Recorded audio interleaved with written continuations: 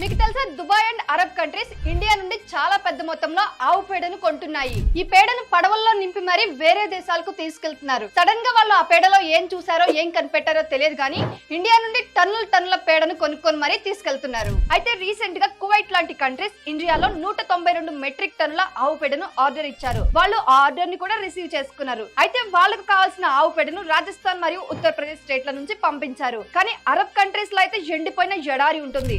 అక్కడ కనీసం ఒక్క గడ్డి పూస కూడా మొలవదు. మరి అలాంటప్పుడు వీళ్ళు ఆవు పేడతో ఏం చేస్తారో. అయితే కువైట్ సైంటిస్టులు రీసెంట్ గా ఒక పరిశోధన చేశారు. దాంట్లో భారతదేశంలోని ఆవు పేడ డేట్స్ పండించడంలో చాలా ఉపయోగపడుతుందని తేలింది. ఎందుకంటే అక్కడ ఖర్జూరంకు డిమాండ్ చాలా ఎక్కువ. అంతేకాకుండా ఎడారి ప్రాంతంలో మొక్కలను పెంచడంలో చాలా ఉపయోగపడుతుందని కూడా నిరూపించారు.